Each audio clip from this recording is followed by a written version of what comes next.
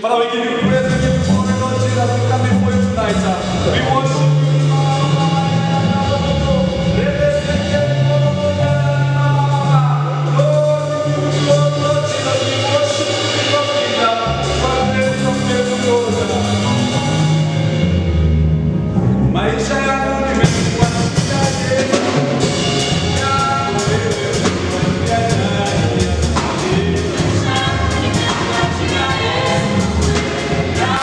Wewe memwachia maisha yangu nimemkabidhi Yesu we.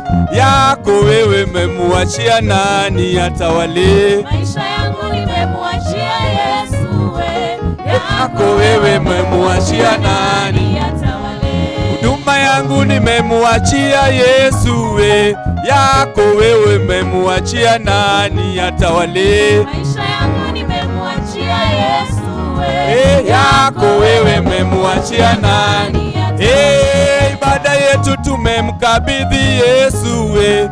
Yako wewe memwachia nani atawale? Maisha yangu nimemwachia Yesu we. Yako wewe memwachia nani atawale? Atawale tu, mwachie Yesu atawale. Mwachie Yesu atawale, atawale tu, mwachie Yesu atawale, atawale tu, mwachie Yesu atawale. Maisha yako ikikulemea, muite Yesu atawale, atawale tu, mwachie Yesu atawale. Watoto wako wakikusumbua, muite Yesu atawale, atawale tu, mwachie Yesu atawale. Atawale kwa maisha yako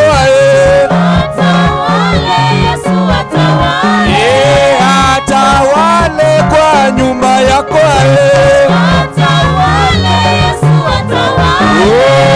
atawale kwa kazi zako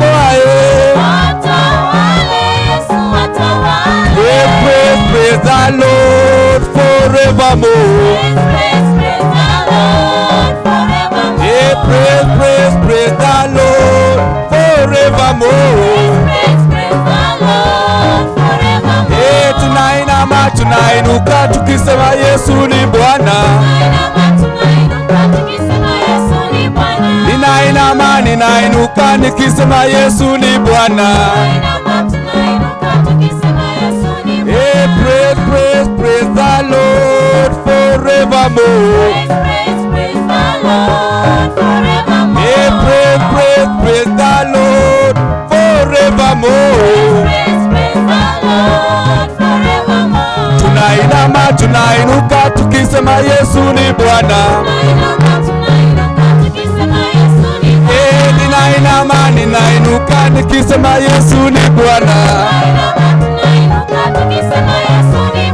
Yesu ni Bwana. Tuseme Yesu ni Bwana. Tuimbe Yesu ni Bwana. Shangwe na vigelegele kwa Bwana Yesu Kristo. Hakuna mwingine kama Yesu.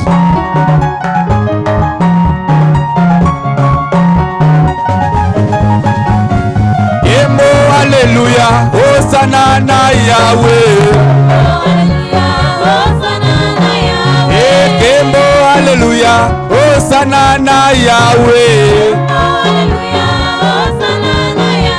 Kuimba tunaimba, tumekombolewa na Yesu.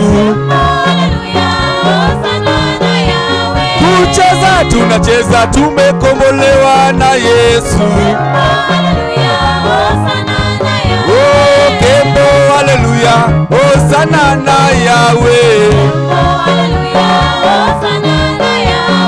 Kusifu tunasifu, tumekombolewa na Yesu. Haleluya, ina hosana. hallelujah.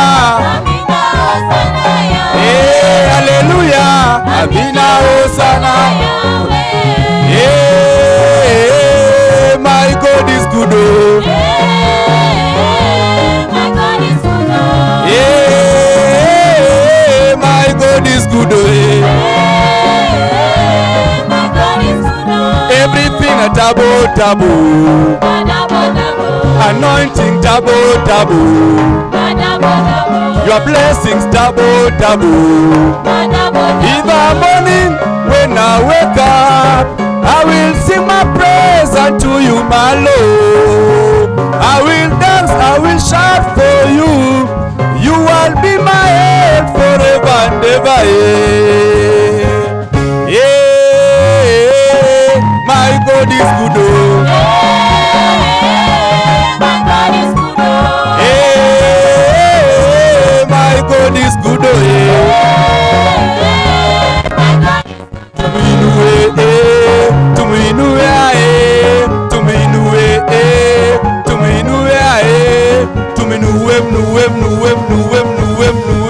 Anastahili.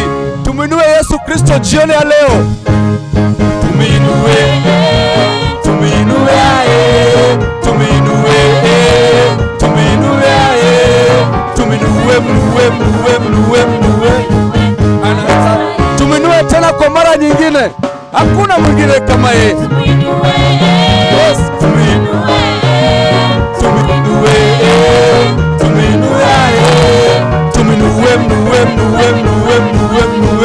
Give God praise. Father Lord, we thank you.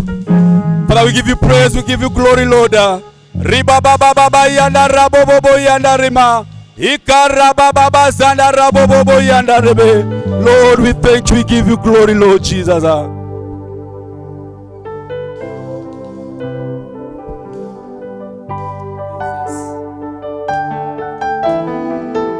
You are highly lifted up, Jesus, Jesus.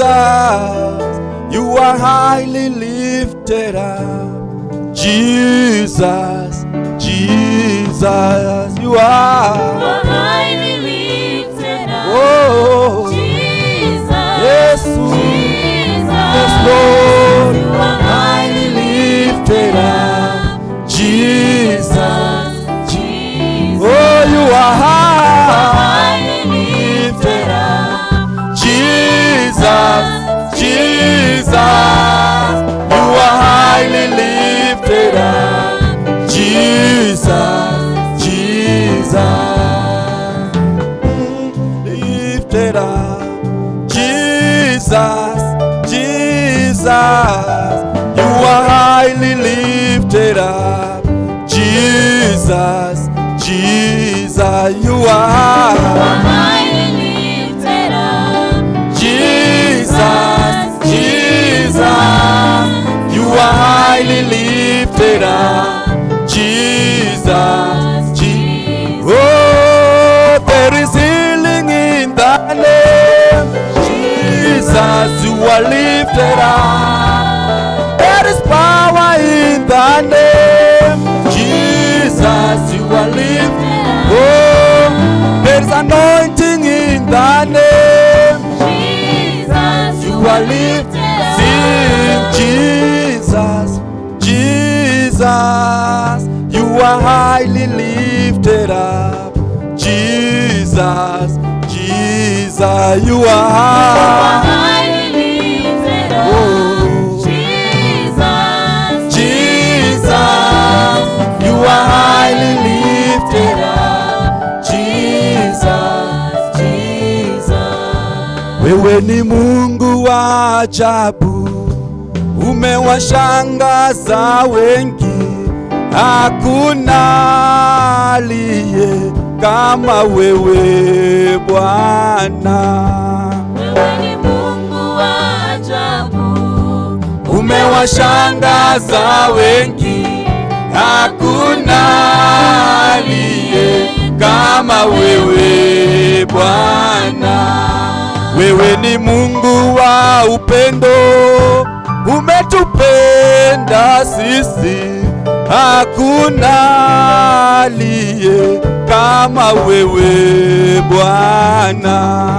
Wewe ni Mungu wa ajabu, Umewashangaza wengi, hakuna aliye kama wewe Bwana. Baba, hakuna aliye,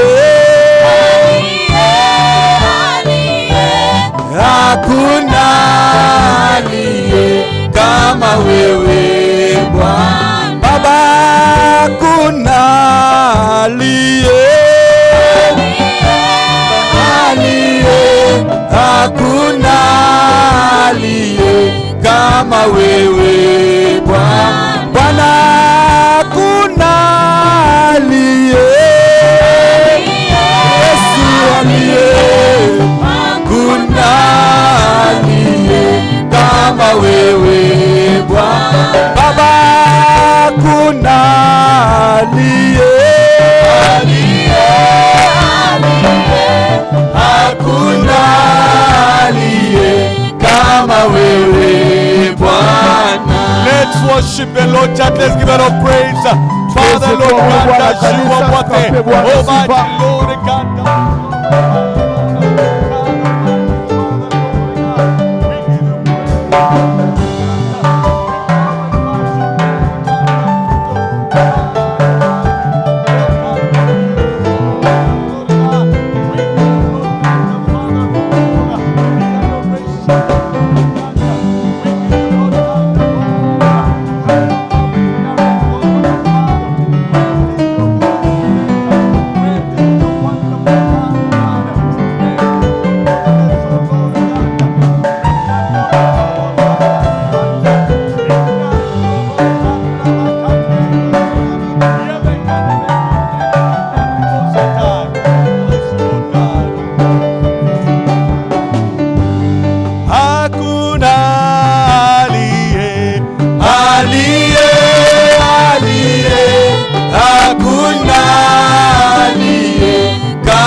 wewe Bwana, hakuna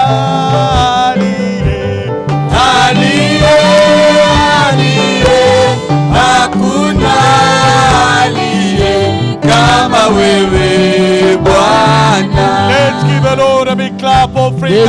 Kumpa Bwana sana kubwa ya makofi.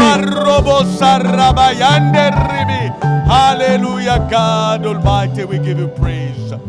Hallelujah. Lord, in prayer tonight, Mbele zake Bwana kwa maombi usiku wa let's leo. continue praying for Pastor Wayman Mitchell, Leo kuombea mchungaji Wayman for the Mitchell hand and grace of God upon him. kwa neema yake Bwana na mkono wake Let's Bwana pray juu for yake. Pastor Greg and Lisa Mitchell, Tuweze kuombea mchungaji Greg na Lisa that Mitchell. God may touch them, God may give them favor, wisdom and grace. Bwana akaweze kuwagusa, akaweze kuwapa neema, akaweze kuwapa kibali. Let's pray for Pastor Payne as he labors in Australia. Tuweze kuombea mchungaji Penda na kazi kule Pray Australia. that God may move and touch him. Bwana akaweze kutembea na We kumgusa. need to continue praying for our country. Nafaa tuendelee kuombea taifa We need a letu. move of God. We need the hand of God. Tunahitaji mguso wake Bwana, tunahitaji We matembezi need yake Bwana. God's healing. We need God's intervention. Tunahitaji Bwana kuingilia kati mpaka leta uponyaji So let's wake. call upon God. Let's believe him together. Tukaweze kumitia Bwana, tukaweze kumwamini kwa You're pamoja. there, you have a need. Uko pale We unalohitaji. want to raise that before the throne of God. Ningependa tuipeleke katika enzi yake And I Mwenyezi want to Mungu. request you to join our faith with ours Ningependa kuuliza kwamba unganishe imani yako na yetu. as we call upon God together. Tunapomwitia Bwana kwa pamoja, We're going to raise our voices and call upon the Lord. tutaweza kuinua sauti tukamwitie And Bwana. I'll ask our brother Daniel to seal the petition. Alafu ndugu Daniel afunje kwa Let's maombi. raise our voices and call upon the Lord. Father, Watu Lord msema God mahali hapa. Almighty. God, the Lord, I bring the name of Jesus. Lord, we need you, God. We Oh, need dear your God, we come before you. We thank you, Father, for this evening. Thank you, Father, for all those that are watching right now. Thank you, Father, for you bringing us together right now, Father. We thank you for this moment. Thank you for your presence. We pray, God, as we're going to begin, may you be with us. Oh, Father, I pray for your anointing upon the man of God who's going to preach. I pray for your wisdom, knowledge, and understanding. Lord, even at this time, we come before you. We commit our leadership churches, oh God, in Australia, Pastor Payne, and all of that congregation. We pray for your blessing, your favor, your wisdom, knowledge, and understanding. standing upon them. Father, I pray for Pastor Mitchell and Greg Mitchell and the church in Prescott. I pray for your blessing, your favor upon them, Father.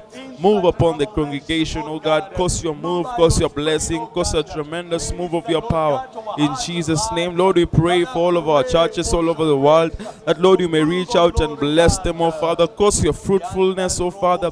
Provide and protect them, oh Father. Cover them by your precious blood, oh Lord. It is in Jesus' name we pray, believing and trusting. Amen. Amen. Hallelujah. Let's give the Lord a big hand clap. Tuweze kumpa Bwana Amen. makofi It is a makubwa. wonderful blessing Baraka tena ya ajabu. that we have this opportunity to be able to worship God together. Tunayo fursa kama hii tukaweze kuabudu Bwana kwa And you're pamoja. there, you're streaming at home.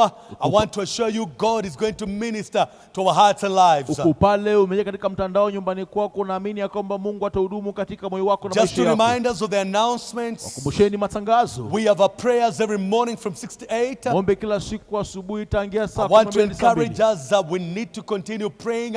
Come for prayer. Let's touch God. Ningependa kuhimiza kwamba tukaendelee kuomba, njoo kwa ajili ya maombi tukamguse Mwenyezi Then Mungu. Sunday services are going to be streamed at 10:30 in the morning Ibada ya Jumapili tutaweza kuonyesha asubuhi saa 4:30 and also at 5 in the evening. na hata jioni saa 11. So please make time for that with your family Tafadhali tengeneza wakati na familia yako. and make sure you stream into that. These are our regular Sunday services. Na kisha kwamba umeweza kuingia katika mtandao, hizi ni ibada zetu za kawaida za Please, I Jumapili. want to request you stream in at the service times. Tafadhali ningependa kuulizia kwamba wakati wa ibada ingia katika mtandao Don't just uone say I'm ibada. going to watch it later at another time of my convenience. Tuseme ya kwamba nitaweza kuitazama baadaye wakati wangu ambao unaweza kukubalika. Take these as a regular service Chukua hii kama ibada ya kawaida and stream at the regular service times. na uingie katika mtandao wakati wa ibada za kawaida. That's all for the announcements. Hiyo yote matangazo. We want to honor God with our resources. Ningependa kumheshimu Bwana kwa rasilimali zetu. And I was thinking about this boy that was following Jesus with many other people. Nilikuwa nawazia kuhusu huyu kijana ambaye alikuwa anamfuata Yesu na watu wengine wengi. This boy had a small lunch that maybe his mother had prepared for him. Huyu kijana alikuwa na chakula chake kidogo, pengine mama yake alikuwa ameweza kumwandalia.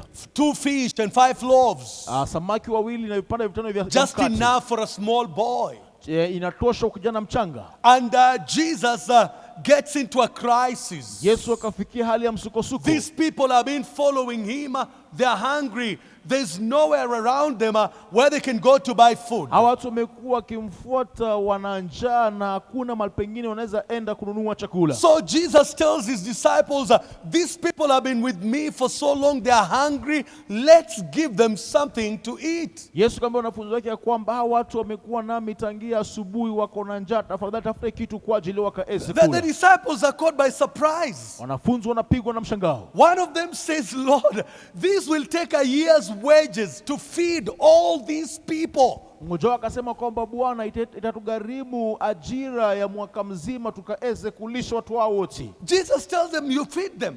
So kwamba walisheni. So Philip comes and tells him, Lord, there is a boy with 2 fish and 5 loaves, but what is these amongst so many? Filipo akamwambia kwamba Bwana, kuna kijana ana vipande vitano vya mkate na samaki wawili, lakini hii ni nini keze And kulisha that's watu what I wote? want us to key in tonight. Hiyo ningependa basi tukaiangalie usiku wa leo. Philip looks at these 2 fish, 5 loaves, thousands of people. Filipo anaweza kuangalia hii samaki wawili, mikate mitano na maelfu ya watu. How will these work out? Je, hii itawezaje kufanya How kazi? is this even possible? Je, hii itawezekanaje? Jesus says, give it to me. Yesu kwamba nipatieni. The Bible says he blesses it Biblia inasema kwamba kaibariki. and then tells them, give to the people. Baadaye akamwambia kwamba patieni watu. And Bible commentators say probably 15,000 people were fed. Watafsiri wa Biblia wanasema kwamba pengine watu takriban 1,500 waliweza kulishwa. And there were remainders of 12 baskets. Na palikuwa na masalio ya vikapu 12. Now think about it. Wazia hii.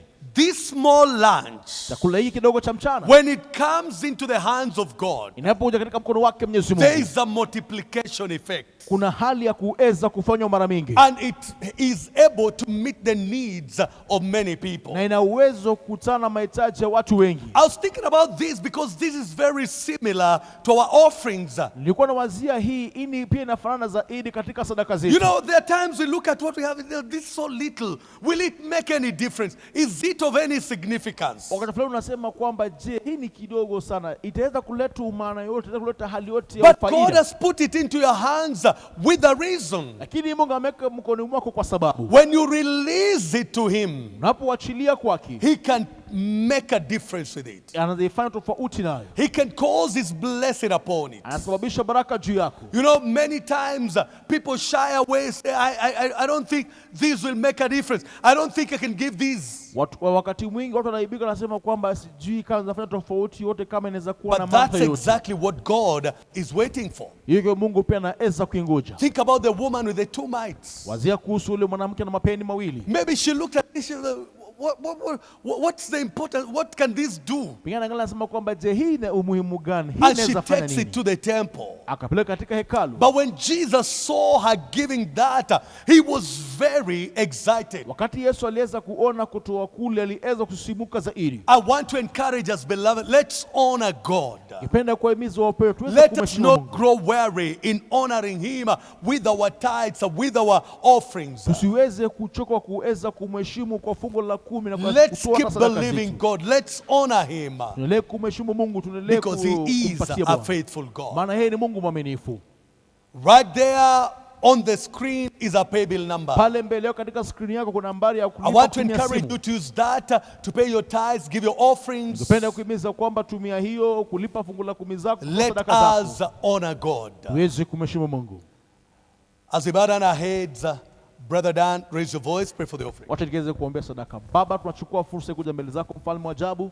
Tunapoenda kutoa fungu la 10 zetu, mfalme hata kulipa sadaka zetu, tunaamini ya kwamba mfalme wa ajabu utajiunganisha pamoja kama mwili mmoja wa Kristo, ikiweze kufanya kazi ya ajabu katika ufalme wako Bwana. Wanaoenda kutoa, mfalme wa ajabu, tunaamini utaweza kuwabariki katika njia zako Bwana. Tunasema ni asante maana umetenda, na kwa Kristo pata kuamini. Amen. Amen. God bless Mungu you abariki. as you give tonight. Amen. Usiku wa leo.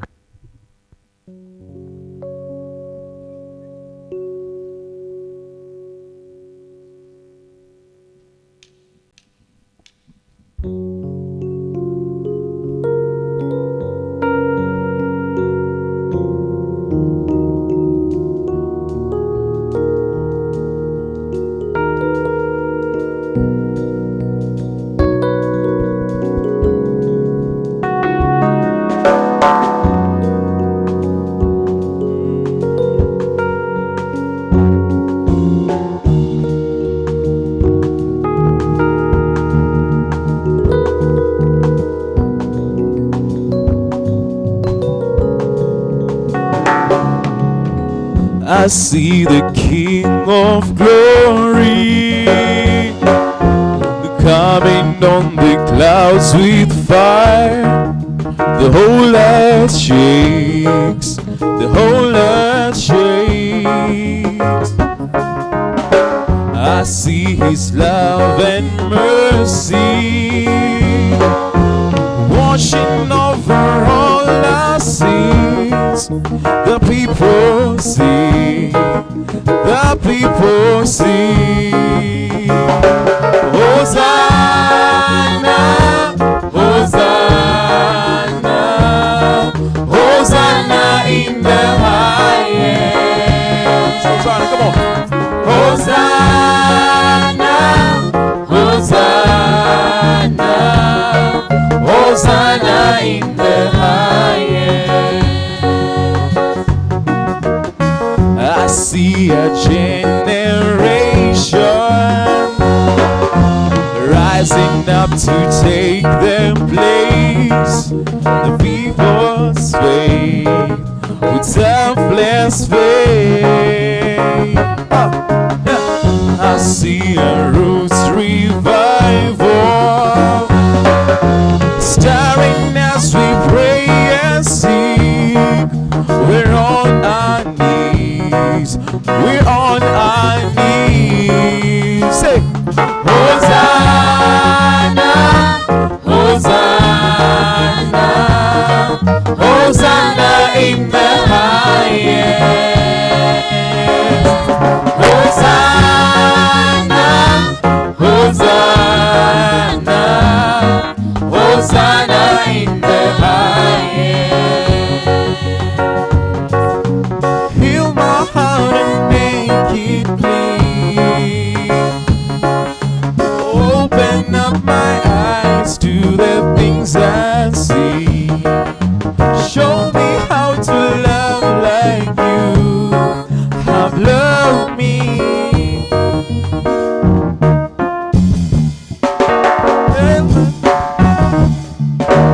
Break my heart for what breaks yours.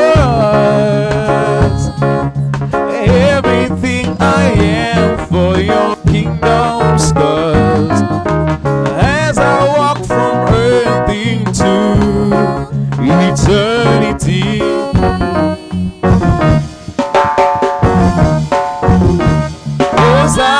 Hosanna, Hosanna, Hosanna in the highest. Hosanna, come on. Hosanna, Hosanna, Hosanna in the highest. Hosanna one more time, say. Hosanna, Hosanna, Hosanna in the highest. Hosanna one more time. Hosanna, Hosanna, Hosanna in the highest.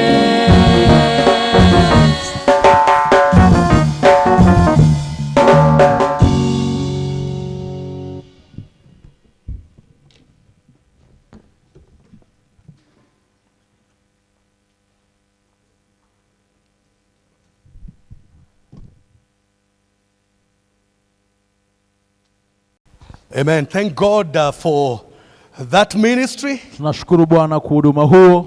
The book of Luke and chapter 14. Luka 14. As we go to the word of God, Luke and chapter 14. Luka 14 tunapoenda katika neno lake Mwenyezi Mungu. One common thing you will always see everywhere around us Jambo la kawaida ambalo tuliona kila mahali kando yetu is unfinished projects. zile miradi ambazo zijaweza kumalizika. You will see a house that someone started to build and it's been forgotten. Tuna nyumba mtu alianza kuijenga alafu imeweza kusaulika. A flat that somebody started building and it was forgotten or neglected. Ghorofa ambayo mtu alianza kujenga imeweza kuachwa, imeweza kusaulika. An office block that a construction started and it was left unfinished. Jengo la maofisi ambalo lianza kuanzilishwa kujengwa na mtu lakini imesalia bila kumaliziwa. A job that somebody started and for whatever reason was not able to complete it. Kazi ambayo mtu aliweza kuianza lakini baada ya muda fulani hakuwa na uwezo kuitimiliza. And it lays there unfinished sometimes for many years. Inasalia pale ijamalizika wakati fulani miaka mingi. As God's people, Kama watu wake Mungu, we have a destination. tunao mahali kuelekea ama mwisho wetu. We have a goal, we have a purpose. Tuna lengo na pia makusudi. And for that reason, we ought always be able to finish what we have started. Na kwa sababu hiyo lazima tukaweze kung'ang'ana kumaliza kile ambacho tumeweza And kianza. this is what I want to talk about tonight. Basi ningependa kuizungumzia usiku wa leo. I want to minister a sermon I've called Finish What You Start. Nataka kudumu jumbe nimetia mada maliza ulichokianza. The book of Luke 14, Luka 14 verse 27 to 33, follow along as I read. 27:33 tunaanza kusoma. And whoever does not bear his cross and come after me cannot be my disciple. For which of you, intending to build a tower, does not sit down fast and count the cost, whether he has enough to finish it, lest after he has laid the foundation and is not able to finish, all who see it begin to mock him, saying, this man began to build and was not able to finish. Or what king, going to make war against another king, does not sit down fast and consider whether he's able with 10,000 to meet him who comes against him with 20,000. Or else, while the other is still a great way off, he sends a delegation and asks conditions of peace.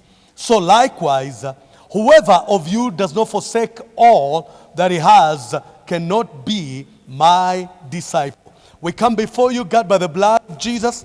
Father God, I commit this word into your hands, I pray, that you may use it, God, to minister to us, bring understanding, insight, and revelation. I pray for a liberty of your Holy Spirit. God, I pray for your presence. Move, oh God, and let this word have a place in our lives and hearts to your glory. In the name of Jesus. And all God's people said, amen. Finish what you start. Maliza ulichokianza. First, I want to talk about no looking back. La kwanza napenda kuzungumzia kuhusu hakuna kuangalia nyuma. A few years ago, I had a piece of land. Miaka kadhaa iliyopita nilikuwa kipande fulani cha ardhi. And my wife and I decided we want to do some farming on it. Mke wake naye wakaamua kwamba wangependa kufanya ukulima katika kipande kile So cha we ardhi. hired these people to come and do the plowing. Tukawapatia watu wa kazi wakuja kufanya kulima. And they came with their oxen and the yoke and the plow. Wakuja na mafahali yao, wakuja na majembe yao kuanza kazi. And I'm standing there. I want to watch how this is all done. Niko mahali pale naangalia kile ambacho kinaweza kufanyika. So they put the plow on the oxen. Wakavalisha ile mafahali ile majembe. And they started beating them to start plowing. Wakaanza kuwapiga waanza ama kuwasukuma And I waanze could kulima. watch if it got to a time and the oxen were getting tired and it wants to stop, it wants to lose attention. They would beat it to keep it plowing and focused. Ikafika mahali wale mafahali wameanza kuchoka, wameanza kulemewa. Inabidi basi wakeze kuilazimu kwa kuipiga kaendelee kufanya kazi ya kulima. Because these people know if this oxen loses attention, it's going to mess the work that is being done. Maana wanajua kwamba kama wataweza kupoteza umakini, yale mafahali watapoteza ile makusudi ambayo waweze kuyafanya. And the work is not going to be done properly. Na kazi haitaweza kufanyika vizuri. Now in our text, katika andiko letu, or in Luke 9:62, lakini tuangalie Luka 9:62. Jesus said to him, Yesu akamwambia, no one having put his hand to the plow hakuna yote ambaye ameweka mkono wake juu ya jembe and looking back his feet for the kingdom of God. na kaeze kuangalia nyuma na tosha katika ufalme wake He Mwenyezi is Mungu. a man that comes to Jesus. Hapa kuna mtu ambaye anamjia Yesu He Kristo. wants to be a disciple. Anataka kaeze kuwa mwanafunzi. And Jesus tells him, listen, no one who puts his hand to the plow Yesu akamwambia kwamba hakuna mtu yote yake mkono wake juu ya jembe and looking back his feet for the kingdom of na God. kaeze kuangalia nyuma na tosha When katika you ufalme wake start, Mwenyezi you Mungu. need to be focused. Unapoanza lazima ukasaliwa You need kulenga. to keep your eyes on what you're doing. Lazima macho yako kile ambacho unafanya, macho yako kaeze You kuwa juu cannot yake. be there and not be there. Huwezi kuwa uko pale na pia unakosa kuwa You pale. cannot want to move forward and you keep looking back. Huwezi taka sana kuweza kusonga mbele na kila mara unaanza kuangalia nyuma. Once we put our hand to the plow Tunapoweka mkono juu ya jembe and decide to follow the way that God has intended for us, na kuweza kuamua kufuata ile njia Mungu ameinua kwa ajili yetu, we are simply not allowed to turn our backs on the path He has set for kurahisi us. kabisa hatutarajii kugeuza mjero katika ile mkondo ameweza kuangalia. Accepting the invitation to follow Jesus Christ Kuweza kukubali ule mwaliko kumfuata Yesu Kristo is a serious commitment. ni kujitolewa kumaanisha. It is not something that can be thrown aside and then picked up. Si jambo unaweza kulitupilia kando lakini bado ukaweze kuliokota. You know, salvation is not like a coat which you can put down, live for a time, and then come back and put it on again. Wokovu si kama vazi ama kote ambao unaweza kuliondoa uliweke kando baadaye pia ukaweza kulichukua ukaweza kulivaa. Jesus says no one having put his hand to the plow and looking back his feet for the kingdom of God. Akasema kwamba hakuna mtu yule ambaye ameweka mkono mkono juu ya jembe, baadaye akaweze kuangalia nyuma na tosha katika ufalme wake Mwenyezi Mungu. We are not allowed to sit around and go with the flow. Haturuhusiwi kuweza kuketi na kusalia kutirika na wenzetu. We are expected to keep our eyes focused. Tunatarajiwa macho yetu yakasalie kwenye mkondo. Jesus reprimanded the church of Laodicea for these. Yesu akaweza kulipongeza kanisa la Laodicea. Reprimanded, aliwakemea. Wakemea kanisa la Laodicea kwa ajili ya hii. Revelation 3:16. Ufunuo 3:16. So then, because you're lukewarm, sababu basi mmesalia kwa vuguvugu, and neither cold nor hot, ni si moto wala baridi, I will vomit you out of my mouth. Nitaweza kuwatapika kinywani mwangu. Jesus tells this church, Yesu anaambia kanisa hili, you've gotten to a place and I cannot define you. Imefikia mahali siwezi hata kueleza. You are lukewarm. Nyinyi ni vuguvugu. You are neither hot nor cold. Nyinyi si baridi ama wala si moto. And because of that, I'm going to spit you out. I will vomit you. Kwa sababu hii nitaweza kuwatema, nitaweza kuwatapika. You know what that tells you and I? Jina kwamba ni mimi na wewe. You cannot be there and be undefined. Huwezi kuwa mahali pale unakosa kuelezeka. You've got to be either hot or cold. Lazima ukaamue kuwa mtu joto mkeze. You cannot be lukewarm. Huwezi kuwa vuguvugu. Because when you are lukewarm, you cannot be defined what you really want and what you really are. Unapokuwa vuguvugu huwezi kuelezeka wewe ni nani ama umekuwa mtu aina gani. And I can tell you, Jesus is not into lukewarm believers.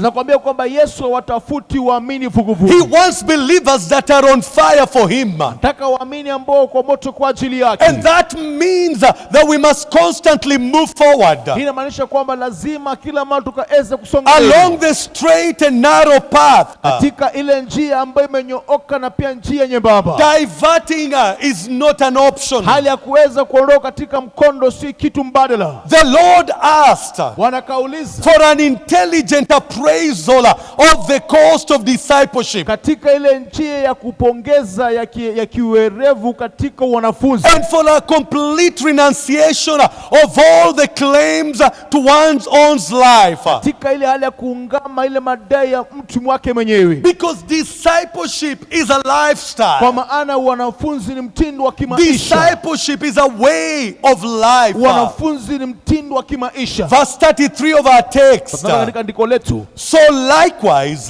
vile, whoever of you does not forsake all that he has, yote miongoni mwenyu ambaye hata kila ambacho ako nacho, cannot be my disciple. Hawezi kuwa mwanafunzi wangu. That there sums it all. Pale pale naweza kujumlisha. Jesus says when you give yourself to be a disciple, Yesu anasema kwamba unapojipeana kuwa mwanafunzi, you've got to lay everything down. lazima kila kitu wekeke chini. You've got to surrender everything. Lazima ukaachilie kila kitu. These words that were spoken by Jesus Maneno haya ambayo Yesu Kristo aliweza kuyazungumza over 2,000 years ago zaidi ya miaka 2000 iliyopita have not lost their meaning haijapoteza maana and yake their importance until today. hata umuhimu wake hadi wa leo. Jesus still speaks the same words to you and I. Yesu bado na kuzungumza maneno yale yale kwako wewe na mimi. Whoever does not forsake all that he has Yote ambaye hata kile ambacho ako nacho chote cannot be my disciple. hawezi kuwa mwanafunzi wangu.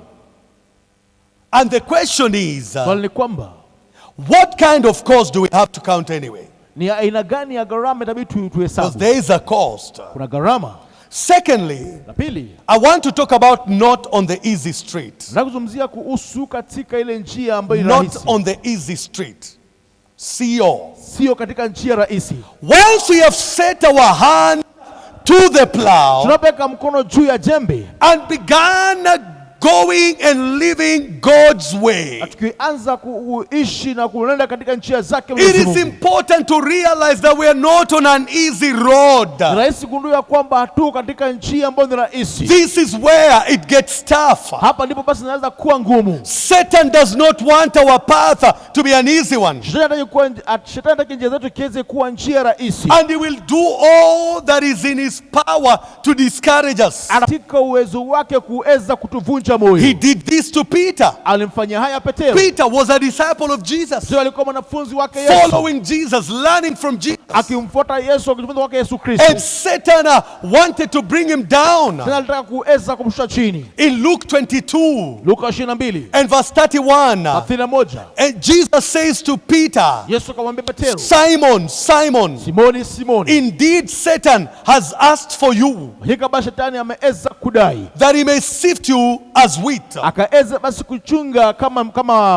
mtaa. then Jesus tells him, but I have prayed for you, Yesu akamwambia kwamba nimeweza kuombea that after you've gone through it, you may encourage your brethren. baada ya kupitia yote ukaweze kuhimiza ndugu zako. You think about what Jesus is saying. Zungumza Yesu anaweza kuzungumzia. Satan had put his focus on Peter. Shetani alikuwa ameweza kumlenga Petero. He wanted to bring him down. He wanted to destroy him. Alitaka kuweza kumshusha chini, alikuwa anataka kuweza kumwangamiza. And I can tell you tonight Napenda kuambia usiku wa that leo, our adversary will not give up without a fight. mtesi wetu hataweza kukata tamaa bila He's kupigana. looking for opportunity. Anatafuta fursa. He wants to bring you down. He's desperate to destroy you. Anataka kuleta chini, anatamaa sana kuweza Can you kuharibu. imagine tonight Wazia usiku wa leo, that Satan even attempted shetani pia aliweza to kujaribu bring Jesus down kumweza kumangusha Yesu before Kristo he even started his ministry? hata kabla kuanza huduma wake. When Jesus was in the wilderness, Yesu akiwa kule nyikani, the devil goes and he started to tempt him. shetani anakuja kuanza kumjaribu. He wanted to bring him down. He wanted to destroy him. Anataka kumlea, kumangusha chini, anataka kuweza kumwangamiza. Although the devil failed, Hata ingawa shetani aliweza the kuanguka, brashness of the attempt hata ingawa shetani hakuweza kufanyikiwa, ile hali ya kujaribiwa kwake and the making of Jesus as his target for failure is significant. na kumfanya Yesu Kristo kuwa lengo lake limesalia kuwa muhimu. And I have news for you tonight. Na habari njema kwa ajili yako If usiku wa the leo. devil even attempted to bring Jesus down, beloved, he will attempt to bring you down. Ikiwa shetani alijaribu kumwangusha Yesu Kristo, wapendwa, pia wataweza kuangusha. The devil cares nothing about anyone. Shetani hajali lolote kuhusu mtu yeyote. He does not have a good intention for Yeye you. hana manuia bora kwa ajili yako. He will try by all means to bring you down. Atajaribu katika njia zote kuweza kuangusha. He will try by all means Atajaribu katika njia zake to zote hinder you from doing the will of kwa God. kuweza kuzuia kufanya mapenzi yake Mwenyezi Mungu. Jesus said the thief, that is the devil, Yesu akasema kwamba mwizi ambaye ni shetani comes but to steal, to kill and to destroy. anakuja ili tu kuweza kuiba, kuua na kuweza That is kuangamiza. his plan. That is his agenda. Hiyo ni mipango zake, hiyo ni agenda yake. That is his intention for you. Hayo ni manui yake ndani kwa ajili yako. The devil is not your friend. Shetani si rafiki yako. He is a liar. Yeye ni muongo. He wants to entice you. He wants to destroy you. He wants to bring you down. Anataka kuweza kuvutia, anataka kukuangamiza, anataka kuweza kuangusha. You've got to count the cost and know that temptations will come. Lazima ukahesabu gharama ya kwamba ukijua majaribu yataweza kuja. And there are also other things that are expected of us. Pia kuna mengine matarajio kutoka kwetu. No one ever said that salvation is gonna be easy in our lives. Kwa maana alisema ya kwamba wokovu utasalia kuwa jambo rahisi. Jesus katika says in maisha Matthew yetu. 7, Yesu akasema katika Mathayo verse 7 13 and 14, hadi 14, enter by the narrow gate. je, katika njia nyembamba, For wide is the gate and that leads to destruction. pana ni njia na lango ni njia ambayo inakuongoza katika maangamizo, And there are many who go in by it. na kuna wengi ambao wanaitumia kuingia. Because narrow is the gate, Maana njia ni nyembamba and difficult is the way which leads to life. na hata njia ni ngumu ya kuongoza katika There uzima. are few who find it. Kuna watu ambao wanaweza kuipata. Jesus says the narrow way is not easy, Yesu akasema kwamba njia nyembamba si rahisi, but it is the way that leads to life. lakini njia inaongoza katika uzima, And there are few who find it. na ni watu ambao wanaweza kuipata. And we are told by Jesus prior to our text. Tunaambiwa na Yesu kabla ya andiko letu, In John 14, Luke 14:26. Luka 14:26, If anyone comes to me wewe anaweza and kunijia, does not hate his father and mother, achukue babake au achukue wife baba and yake au children, mke wake na watoto wake, brothers and sisters, ndugu kwa dada, yes, and his own life also, ndio na maisha yake pia, he cannot be my disciple. hawezi kuwa mwanafunzi wangu. What is Jesus saying? Yesu anasema nini? There is a cost. kuna gharama, There is a price kuna gharama that we have to pay. ambayo lazima tulipie. And in short, Ufupi, God must be at the top of our list. Mungu lazima kuwe juu ya orodha yetu. He's not someone you throw somewhere between your work and your convenience. Si mtu ambaye unamweka mahali tu kati ya kazi yako na leo kuweza It kufanikiwa means wakati we wako. have to value this calling above our very own lives. Inamaanisha kwamba lazima tudhamini mwito huu zaidi ya maisha yetu And wenyewe. in our text, verse 27, Jesus says, Andiko letu mstari wa 7 Biblia inaweza kusema, whoever does not bear his cross and come after me cannot be my disciple. yote ambayo basi haezi kuchukua msalaba wake akaweza kuvumilia haezi kuwa mwanafunzi And wangu. right there, Jesus sets a very high standard for you and I. Wakati fulani Yesu aliweka kubwa sana ya maisha kwa ajili yako na yangu. Because see, the cross was not just a heavy burden, but when someone was carrying his cross, Msalaba hukuwa tu mzigo mkubwa. Wakati mtu aliweza kubeba msalaba as Jesus did, vile Yesu alifanya, he was going to get nailed to that cross.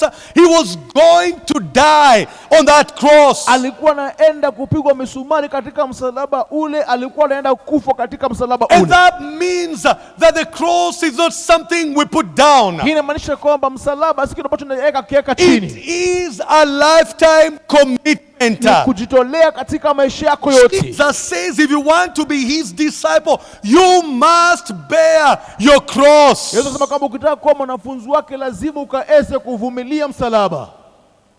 And let me ask you a question. Nikuulize swali. Would you be willing Je, utakuwa tayari to die for your belief kuja kukufa kwa ajili ya kuamini as the kwako? matters of all did? Kama basi inakuwa ni swala nzima na matendo yako. If you were to be charged Kama basi ingebidi ukaweze kushtakiwa for being a Christian, kwa kuwa Mkristo, would you be found guilty? je, utapatikana na hatia?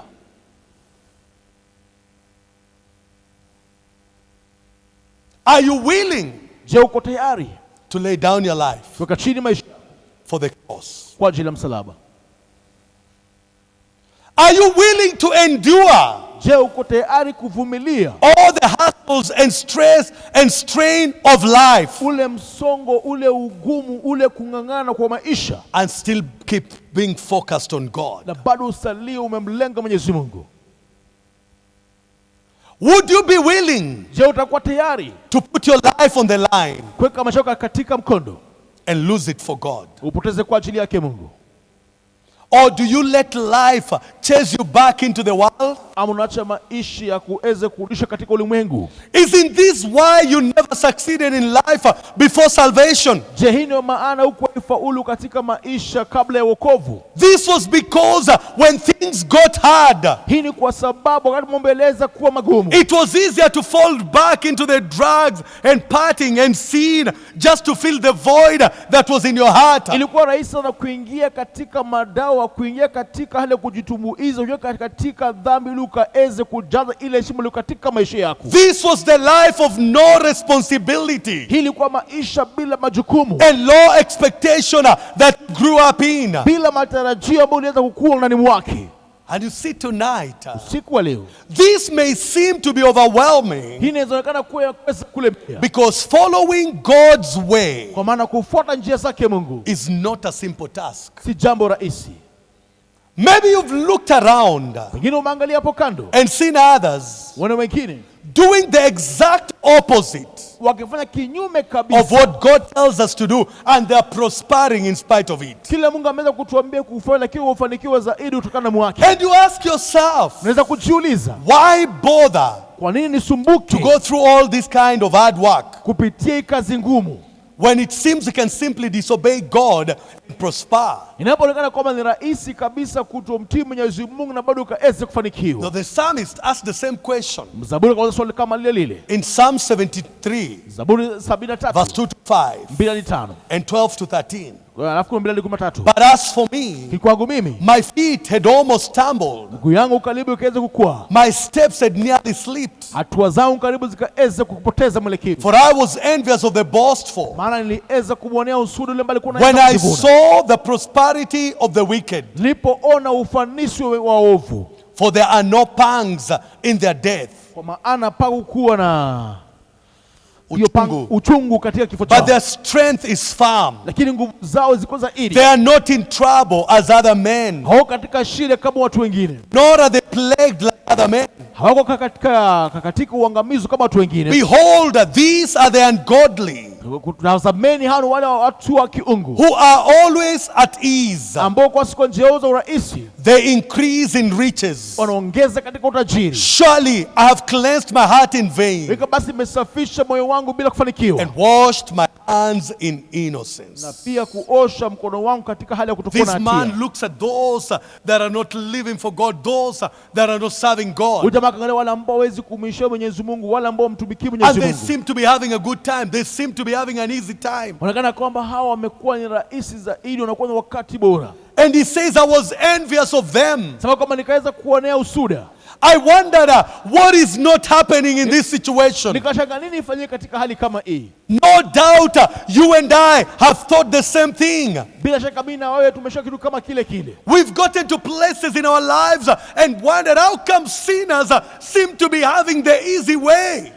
Umefika unasema kwamba kwa nini inakuwa rahisi kabisa They are wanadamu living in kuweza sin, kufanikiwa? doing unrighteousness, and yet they seem to be prospering. Wanaishi katika dhambi, wanafanya udhalimu, ili hali wanadumu katika ufanisi. But as the psalmist continues, Vile mzaburi anaendelea, we see that this way of life does not work in the end. tunaona kwamba aina hii ya njia ya maisha haifikii hadi mwisho. He says he went into the sanctuary of God. Sema kwamba akaingia katika patakatifu pake Bwana. Psalm 73 verse 17 to 20. Zaburi 73 Listen to, then I understood their end. basi nikaweza kuelewa hatima yao. Surely you set them in slippery places. Basi umeweka mahali pa utelezi, You cast them down to destruction. umeweza kuwatupa chini katika maangamizo. Oh, how they are brought to desolation. Vile wameweza kuleka katika hali ya kutengwa In a moment, hadi kwa katika they are nyakati utterly consumed with terrors. wameweza basi kuteketeza katika hatari zote. As a dream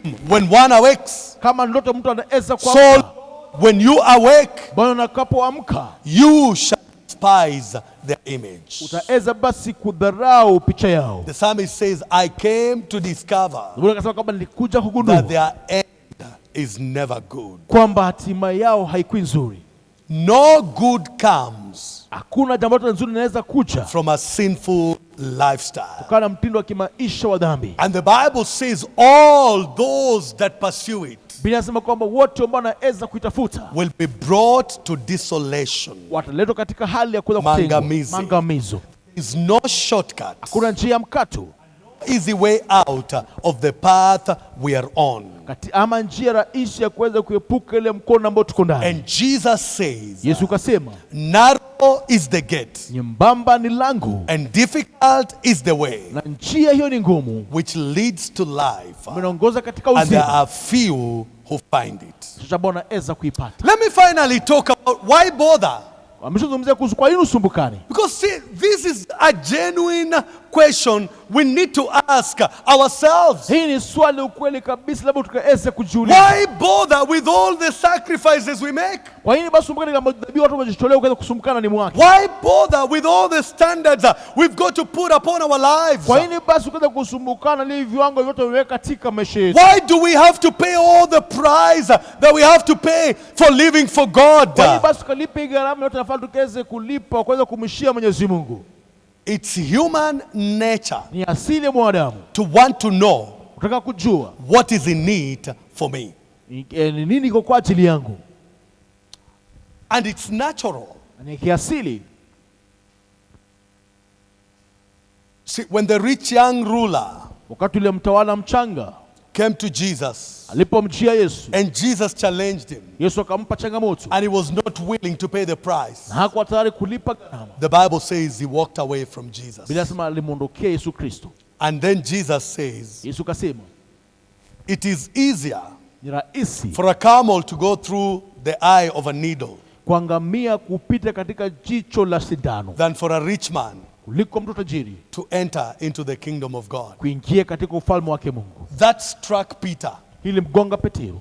And Peter says, then Lord, what's there for us?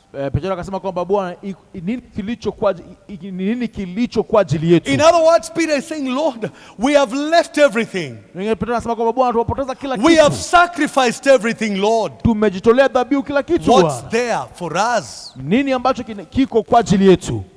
That's a natural question. Hii ni swali la kiasili tu.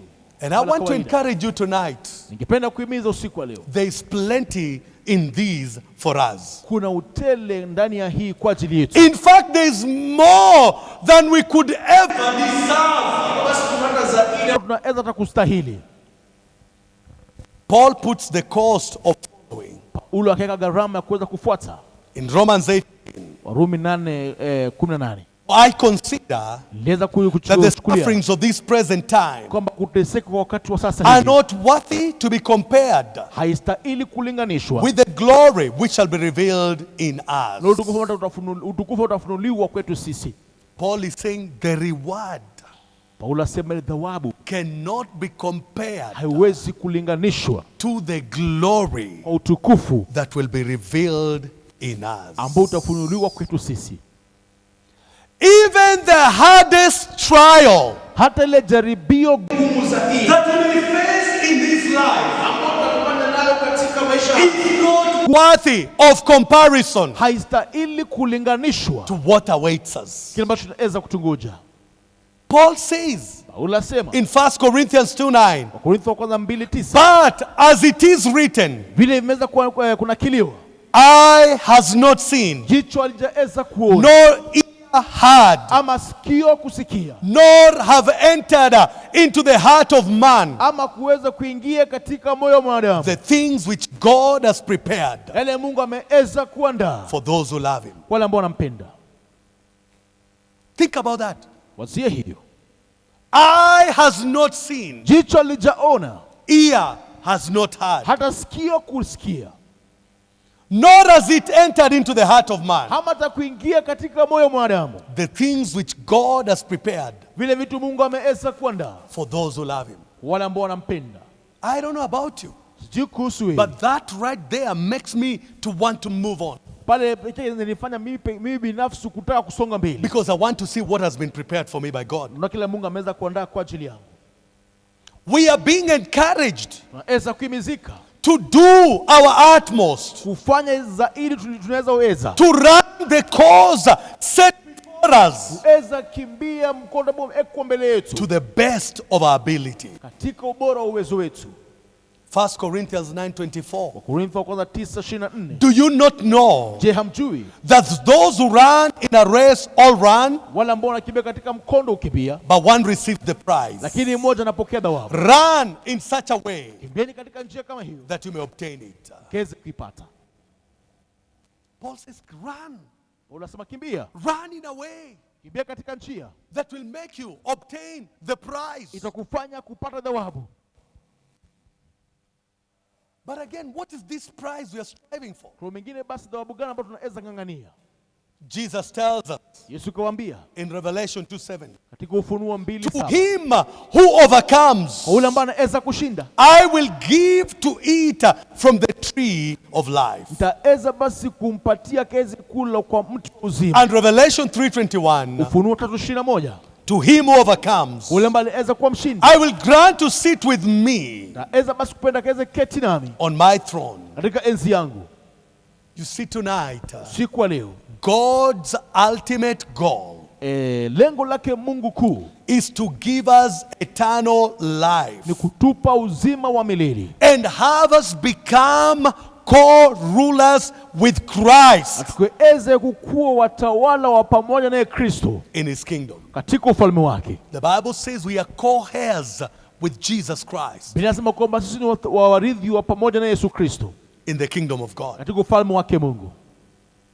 And if that is not worth striving toward with all our might, then nothing else is. Kama hiyo basi haiwezi kutusukuma kustahili kung'ang'ana kuifikia, basi haiwezi kustahili. And remember, God knows we are not perfect. Kumbuka Mungu anajua kwamba sisi wakamilifu. God knows we have our weaknesses, we have failures, we have our shortcomings. Mungu anajua kwamba tuna udhaifu wetu, tuna upungufu wetu, tuna hali yetu ya unyonge. But the Bible does encourage us. Biblia inaweza kutuhimiza. In Hebrews 4, Waebrania 4, 15-16, 16, we do not have a high priest hatuna kuhani mkuu who cannot sympathize with our weaknesses, ambaye hawezi kuwa na huruma katika udhaifu wetu, but was in all points tempted as we are, lakini katika njia zote za maisha ajaribiwa jinsi tunaweza kujaribiwa, without sin. lakini bila kufanya dhambi. Let us therefore come boldly Wacha basi tuje katika ujasiri to the throne of grace, kwa kiti cha enzi cha that we may rehema, obtain mercy eze kupokea rehema and find grace na kupata rehema to help kutusaidia in a time of need. wakati wa hitaji.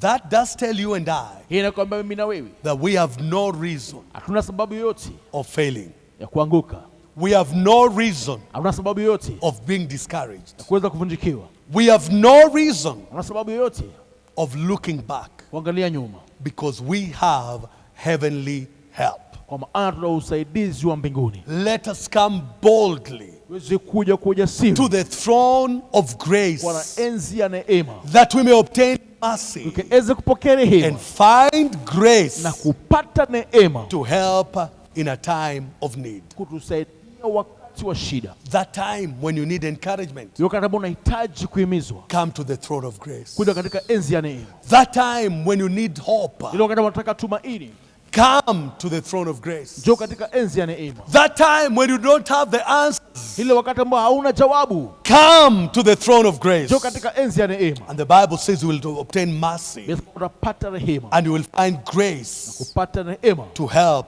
in a time of need. wakati wa hitaji. We can make it, beloved. Tunaweza kufanikiwa wapendwa. All that remains Ile ambayo inaweza kusalia is for you and I kwako wewe na mimi, to pick up your cross beba msalaba and follow. na kufuata. That's the call Huo ndio mwito that Jesus lays to us. ambao Yesu anaweza kutupatia. Lay down your life, Weka chini maisha yako, pick up your cross kwa msalaba wako and follow. na umfuate. And the question is, Swali ni kwamba, are you willing to do that? je, uko tayari kufanya hivyo? Are you ready to do that? Je, uko tayari kufanya hivyo? Can you count the cost? Je, unaweza kuhesabu gharama? Understand the odds Elewa zile nyakati and finish what you started. na malizia ulichokianza. This is what true discipleship is. Hii ndilo wanafunzi wa kweli inaweza When we kufanya. put our hand on the plow, Unapoweka mkono juu ya jembe, Jesus says, keep plowing. Yesu kama kwamba endelea kulima, Keep being focused. endelea kuwa kumeweza kusalia kwenye Keep mkolenga, moving endelea kusonga and finish umalize what you started. kila ambacho tuliweza I kuanza. want us to pray tonight. Tuombe usiku wa leo, Wherever you are this moment, malipo tulipo wakati kama huu. I want to request you to bow down your head Ningependa kuuliza kichwa chako weza kinamisha, before the presence of God. tuko mbele uwepo wake Mwenyezi Mungu. Finish what you started. Maliza ulichokianza. Before we do anything else, Kabla jambo lolote, everything I've been talking about tonight ndio maana nimeweza kuzungumzia usiku wa leo, will not happen to you itaweza kufanyikia if you don't have a relationship with Jesus Christ. kama unahusiana na Yesu Kristo. It all begins at the cross of Calvary. Yote ilianza msalabani Kalvari. Jesus died on that cross, Yesu alikufa pale msalabani, shed his precious blood, akamwaga damu yake dhamana, that your sins and my ili sins dhambi zako na zangu could be forgiven. ziweze kusamehewa. The blood of Jesus Damu yake Yesu has power inayo nguvu to bring you change, kuleta mabadiliko, forgiveness of sins, msamaha wa dhambi and a newness of life. na upya wa maisha. And you're there, you're saying, you know what, Pastor? Kupolo anasema kwamba John ni mchungaji, I want to give my life to Jesus. ningependa kumpa Kristo maisha yangu, That's what I want in my life. nataka hiyo pekee maishani mwangu. Jesus is here to meet with you. Yesu ako hapa kukutana nawe. He died on the cross. Alikufa He msalabani, shed his precious blood, akamwaga damu yake that dhamana, your sins and my sins dhambi zako na zangu could be forgiven. ziweze kusamehewa. There is power in the blood of Jesus Kuna nguvu katika damu yake Yesu to bring you change, kuleta mabadiliko, forgiveness of sin, msamaha wa dhambi and the newness of life. na upya wa maisha. You're there, you're saying, you know what, Pastor? Unasema I jioni need mchungaji, prayer. nahitaji maombi. I want to give my life to Jesus. Nataka kumpa Kristo maisha yangu. I want to be forgiven. Hewa dhambi zangu I zote. want Jesus to come into my heart. Nataka Yesu aingie katika moyo Raise up wangu. your hand right now wherever you are. Inua mkono wako juu mahali pote You're ulipo. saying, I need Jesus. Sasa namhitaji Raise Yesu. up your hand. Inua mkono wako juu. Maybe you're saying, I'm backsliding, Pengine unasema nimerudi but I nyuma. want to come back to Jesus. Ningependa kumjia Yesu. Raise up your hand also. Inua mkono wako juu And pia. with your hand raised, Mkono wako umeweza I kuinua. want to lead in a prayer Ongoze katika ombi. that Jesus may come into your heart. Ili Yesu aingie katika moyo wako. I want you to pray this after me. Rudia ombi hili nyuma If you yangu. have raised up your hand, Inua mkono wako juu wanting to receive Jesus, na kumpokea Yesu. say, Lord Jesus, Sema Bwana Yesu, I confess all my sins to you. naungama dhambi zangu kwako wewe.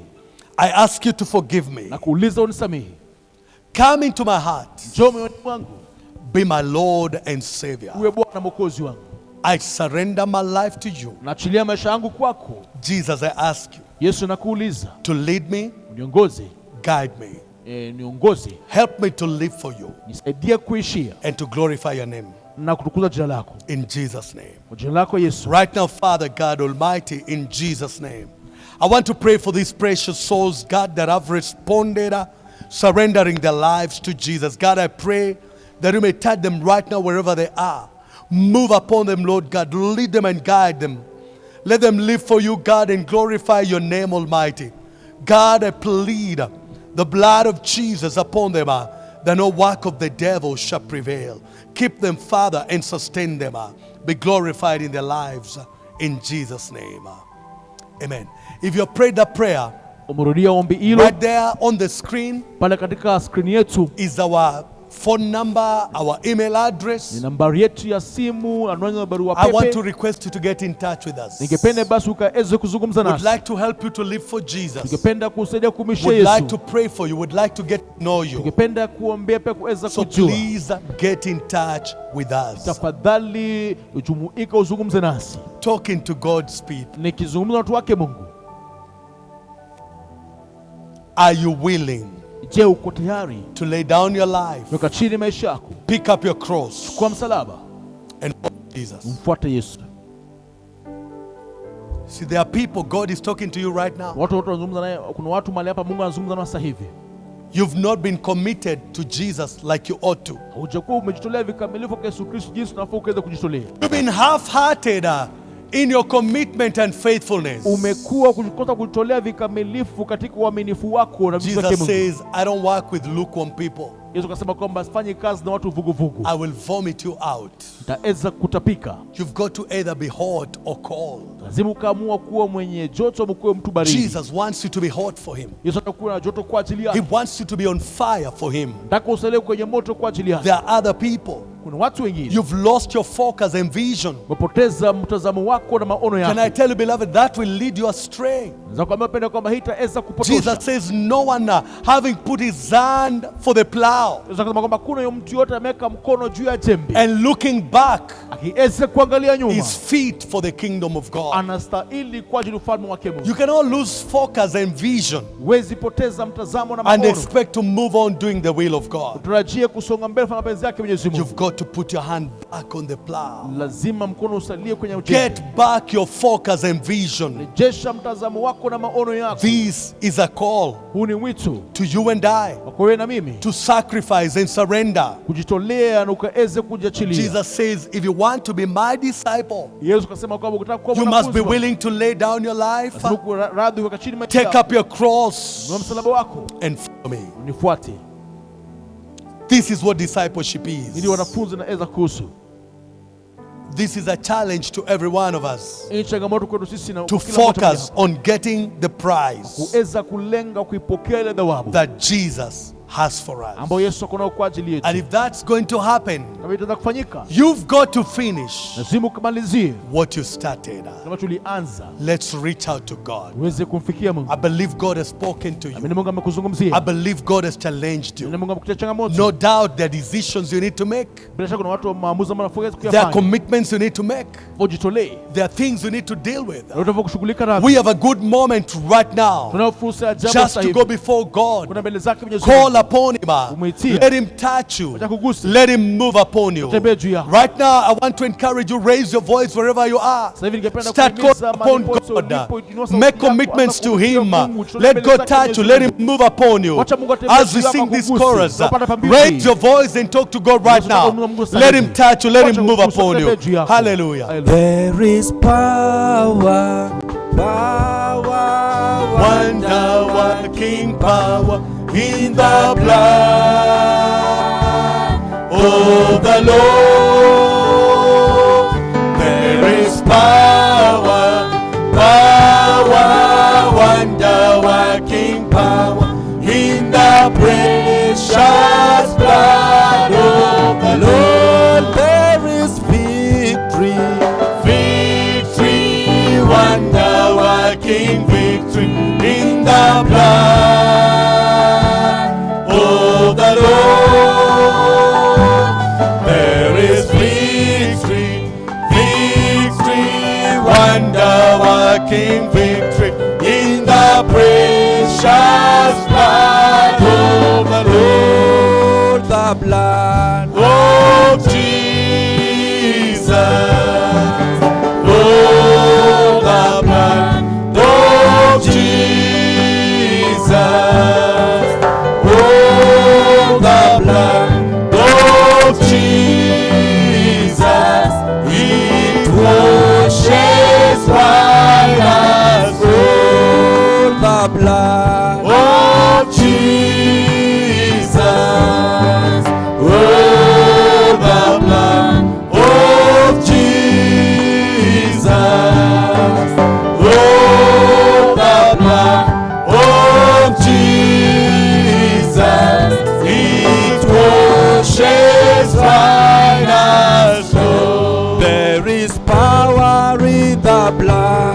Oh Jesus, there is power in the blood. Oh Jesus, there is power in the blood. Oh Jesus, it washes white as snow. damu Ya Yesu, iye damu damu ya Yesu, iye damu damu ya Yesu husafisha kabisa.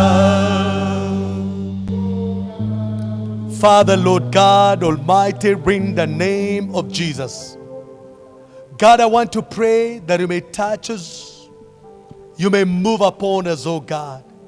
I pray, Almighty Father, that you may lead us and direct us. Help us, Lord God, to be men and women that are going to finish what we have started in your kingdom. That we're going to be men and women that will be able to get to the finish line. Men and women that are going to be faithful to your will and purpose.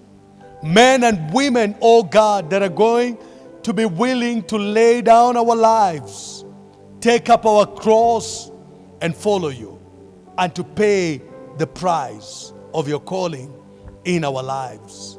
I pray, God, that you may keep us. You may protect us, Lord. Cover us by the blood of Jesus. May your hand be upon us, Lord. Intervene in our hearts and lives, Almighty. I pray, God, Father, that your hand may be upon us. Lord, tonight I pray that you may keep us and protect us. May your grace and favor even be upon us, Lord. Cover us by the blood of Jesus. May your hand be upon us, Lord God. Be with us, Almighty, and let us rejoice in you. We thank you, Father. We glorify your name. In the name of Jesus. And all God's people said, amen. God bless you. Mungu I want to awabariki. appreciate for streaming in tonight. Tunawashukuru zaidi katika Let mtandao us usiku keep wa being leo. faithful Tuendelee to kuwa waaminifu God. kwake Mungu. His will is what is most important in our lives. Mapenzi yake ni kitu muhimu Let sana us keep zaidi katika serving maisha Him. yetu. God bless Tuendelee you. kumtumikia. Have a Mungu blessed awabariki. night. Amen. Kuwa na usiku uliobarikiwa. Amina.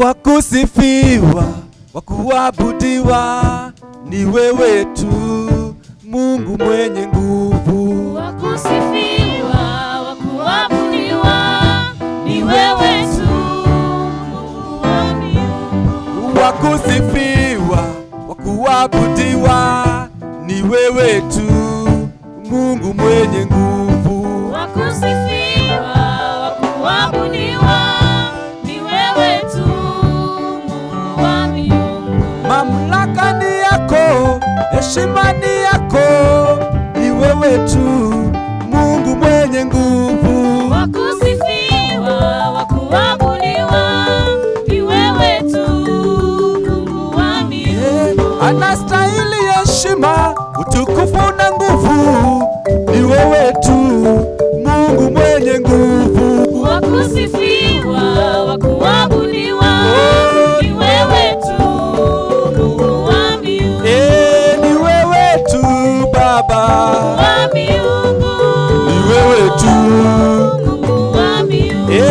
Ni wewe tu Baba, Wa miungu, ni wewe tu. Mungu wa miungu. Hakuna kama wewe Mungu, Wa miungu, ni wewe tu. Mungu wa miungu. Anastahili heshima na nguvu, Wa miungu, ni wewe tu. Mungu wa miungu. Mamlaka ni zako zote, Wa miungu, ni wewe tu.